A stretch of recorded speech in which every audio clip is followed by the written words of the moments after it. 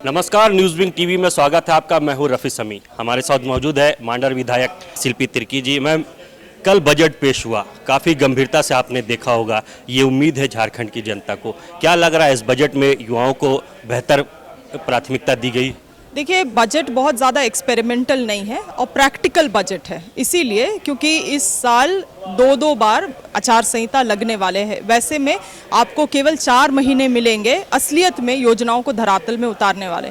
तो बजट का आकार को बहुत बड़ा करके, बहुत सारे नए चीज़ों को जोड़ के अगर आप उसको एक्शन अगर आप उसमें नहीं ले पाते तो वो भी कोई उचित चीज़ नहीं रहता। इसलिए सरकार ने बहुत एक प्रैक्टिकल बजट लाया है।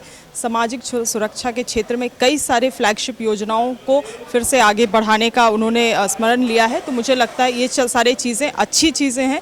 शिक्षा के क्षेत्र में हो, स्वास्थ्य के क्षेत्र में हो या ग्रामीण क्षेत्रों में हो, 70% जो बजट है उसके लिए ही पार्क किया हुआ है। तो नेट अगर देखा जाए तो एक हेल्दी और एक प्रैक्टिकल बजट है। आप संतुष्ट? मैं संतुष्ट हूँ। संतुष्ट इसीलिए हूँ क्योंकि हमें प्रैक्टिकलिटी में फोकस करने की ज़रूरत है। इस बार दो आचार संहिता है।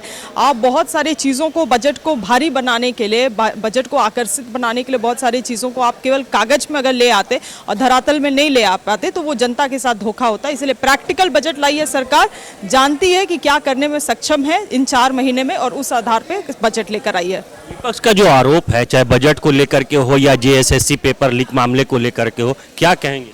नहीं, इनको पूछिए कि बजट में कौन सा चीज़ अच्छा नहीं है और कौन से ऐसे आंकड़े हैं जो वो दर्शाते हैं। तो ऊपरी आके बोलते हैं ना कि इनको तो हर एक साल यही लगता है कि बजट खराब है।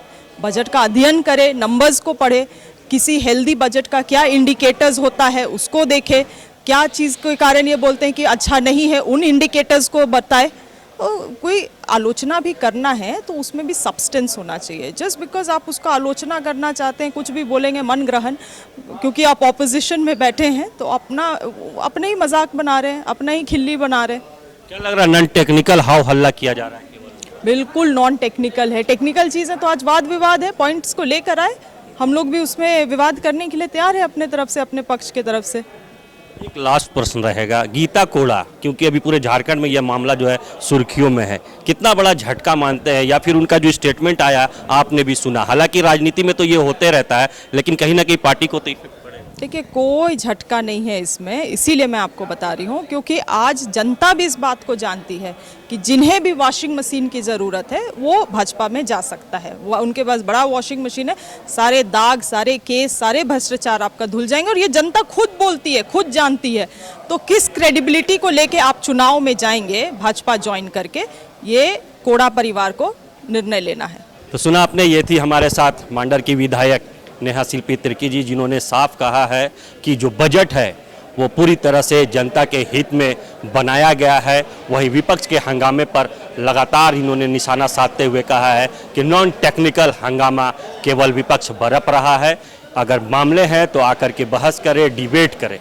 सहयोगी राकेश के साथ रफ़ी समी, रांची।